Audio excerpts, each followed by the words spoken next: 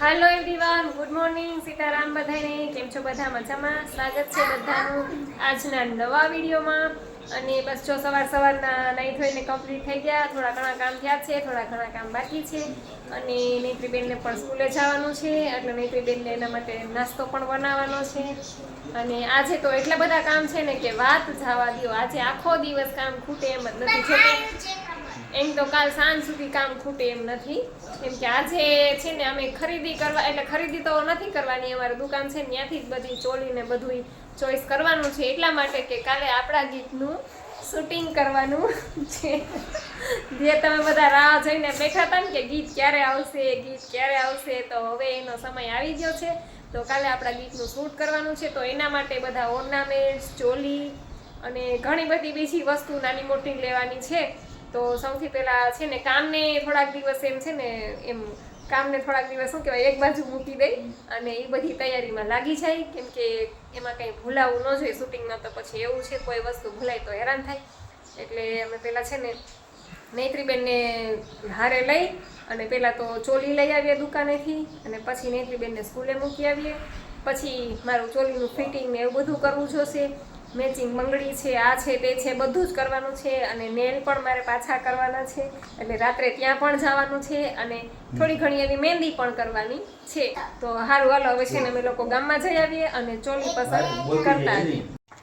અને બસ જો આ કપડાં બધાય છે ને મેં ધોયા તો હાથે, પણ મશીનમાં છે ને સૂકવી દીધા, એટલે શું કે ફટાફટ સુકાઈ જાય મશીનમાં.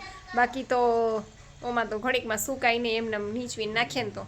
એટલે કપડાં ધોવ તો હાથે, પણ સૂકવું મશીનમાં. કપડાં ધોવાનું મશીન તો છે, પણ મશીનનો ઉપયોગ છે ને ખાલી ચોમાસામાં જ થાય, કેમ સુકવવા માટે.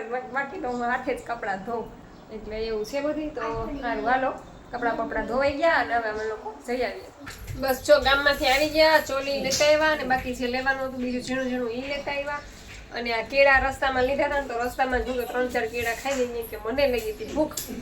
અને મેં કેળા ખાઈ લીધા, અને હવે પછી આવીને જો માંડવીની દાણા ખાઉં છું. અને બસ હવે છે ને ચોલી હમણાં તમને બતાવું થોડીક વારમાં. અને બપોરે છે ને શેરડીનો રસેય લઈ આવ્યા હતા, એટલે રસ પી અને પછી હું સૂઈ ગઈ હતી. એટલે ઉઠીને જો હવે છે ને કેળા લઈ આવ્યા હતા રસ્તામાં ટૂંકમાં ત્યાંથી. તો હમણાં 2-3 કેળા ખાધા, અને હવે છે ને આ માંડવીના દાણા ખાઉં છું. અને હજી મારે ચોલી લઈ આવી, એ તમને બતાવું.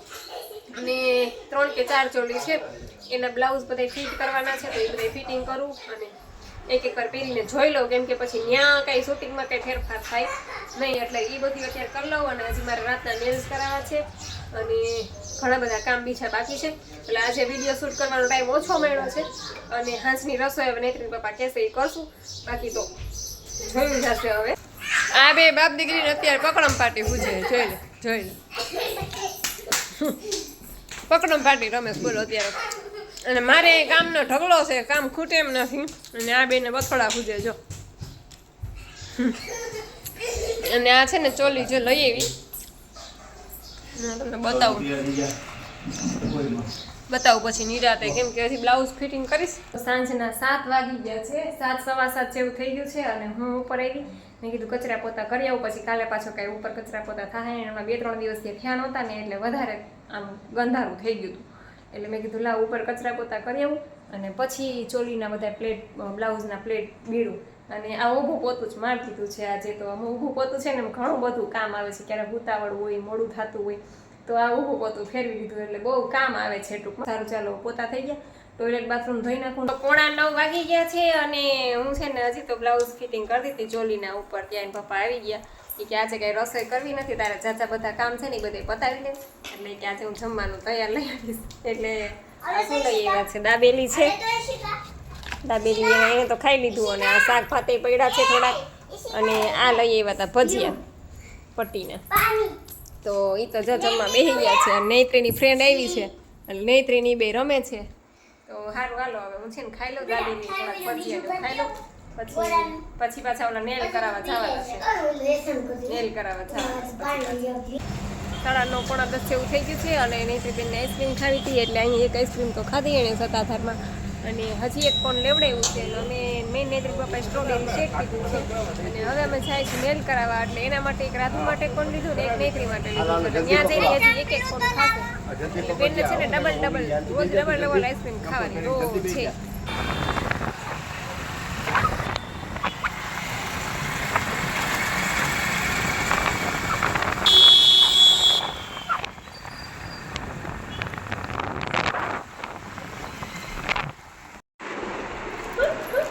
એને ક્યુટિકલ કટ નથી કર્યા તો પછી જીરીક ચામડી ઉપર તો આવે ને. જો અત્યારે અમે લોકો લાડ કરાવવા આવી ગયા છીએ અને મસ્ત મજાના થઈ ગયા છે. જો સુપર. આમાં જે આ એક બાકી છે, બાકી આ બધા થઈ ગયા. અને નેત્રીમાં ખોળામાંથી ઉતરતી જ નથી, ખોળામાં બેસી ગઈ છે. જો નેત્રી તારો બેઠો છો. કોની શીખવાડે? રાતના 11:15 વાગ્યા અને અમે ઘરે આવ્યા અને જો મારા નેલ થઈ ગયા છે સરસ મજાના. અને હજી બ્લાઉઝનું ફિટિંગ તો બાકી છે. એક બ્લાઉઝ ફિટ થયું છે, હજી 2 બ્લાઉઝ ફિટિંગ કરવાના બાકી છે.